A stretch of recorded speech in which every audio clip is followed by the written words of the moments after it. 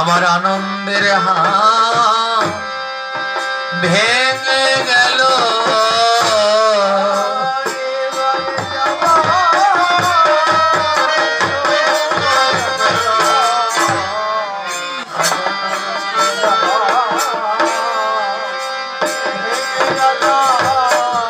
আমি এই আনন্দ কবে পাবো?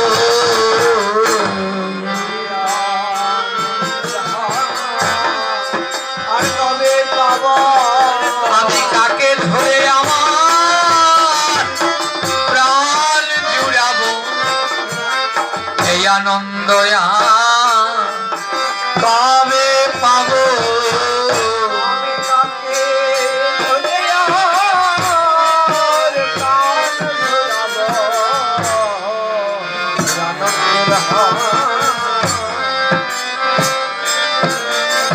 তোমরা এইবার আমার বিদায় দাও।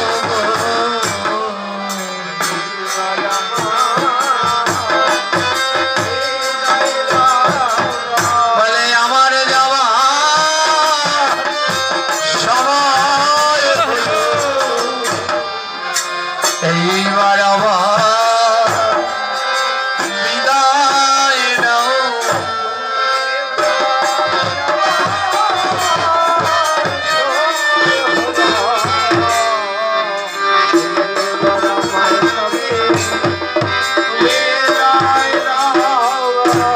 এই জগতে যেদিন যার ডাক আসবে, এই সংসার টাকা পয়সা বিষয় আশয় সব ছেড়ে তাকে চিরদিনের মতো বিদায় নিতে হবে।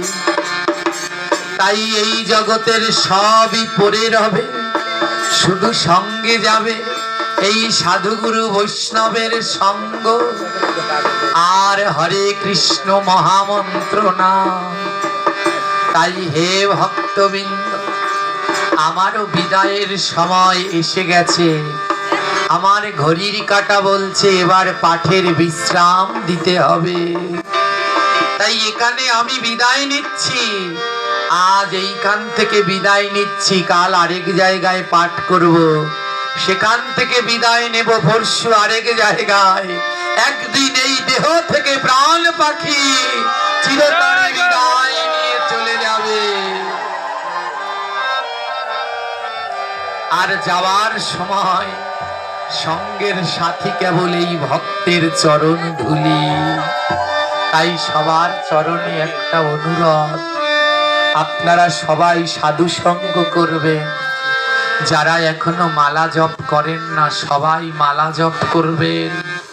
যারা একাদশী ব্রত পালন করেন না সবাই একাদশী ব্রত করবেন। আর কিচ্ছু লাগবে না। এই তিনটা জিনিস করলে গোবিন্দের কৃপা আজ হোক কাল হোক পাবেনই পাবেন, কোনো সন্দেহ নাই।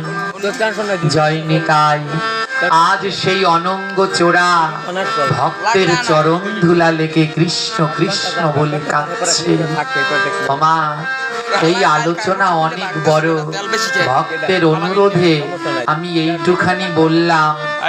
বাকি আলোচনাটা আপনারা মোবাইলে শুনবেন। মোবাইলে এই পাঠ দেয়া আছে, আমার নাম লিখে সার্চ দিবেন, সব ভাগবত পাঠ পেয়ে যাবেন।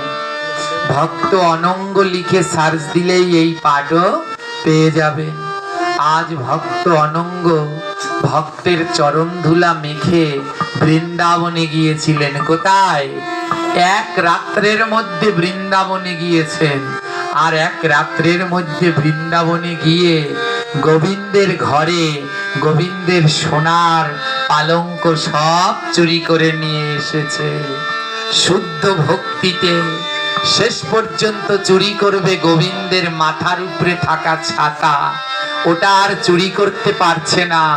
ভগবান নিজে কাঁধ পেতে বসে পড়েছে। ভগবান বলছে, ভক্ত তুমি ছাতাটা হাতে পাচ্ছ না, তাহলে আমার কাঁধের উপরে দাঁড়িয়ে ওই ছাতাটা নিয়ে যাও।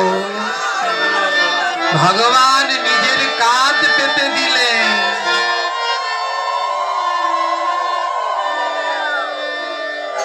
ভগবান নিজের কাঁধ নিজে বসে পড়ে কাঁধ পেতে দিয়ে বলছে আমার কাঁধের উপরে দাঁড়িয়ে ছাতাটা নিয়ে যাও। কেন জানো?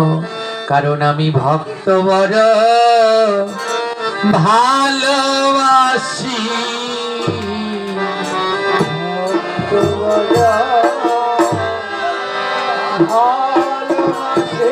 বলে ভক্তের টানে তরে মহারাশি, আমি ভক্ত বড় ভালোবাসি। ভক্তের টানে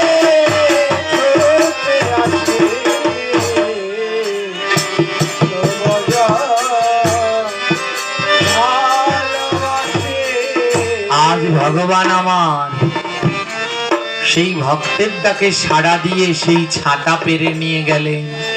পরবর্তীকালে ভক্তরা অনঙ্গ বৃন্দাবনেই বাস করেছিলেন। জয়নিতাই, এই আলোচনা অনেক দীর্ঘ, যা বলতে গেলে রাত্রি অর্ধেক পুড়িয়ে যাবে। অর্থাৎ শিক্ষা, ভগবান ভক্ত ছাড়া আর কিছুই বোঝেন না। ভক্ত যেমন চায় ভগবান তেমনই দেয়। জয়নিতাই, তাই আপনারা ভক্তরা সবাই মিলে আশীর্বাদ করলে সম্ভব। আজ দেখুন, যোগ্য পিতা তার যোগ্য সন্তান।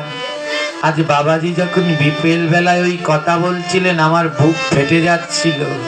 বলে, বাবা আমি একসময় মানুষের বাড়ি বদলা দিতাম। সত্যি, এর জন্য ভক্তির যে কি শক্তি তোমরা দেখে যাও। আজ সে ভক্ত ভগবানের সেবা দিচ্ছে। জয়নিতাই, আজ আর আমরা আলোচনার কলেবর বাড়াবো না, এখানেই বিশ্রাম দেব। আমাদের এই ঘরের বড় মা, তিনি বড় বউ, এই মা জননী একটা প্রশ্ন জানতে চেয়েছে। কোনো কেউ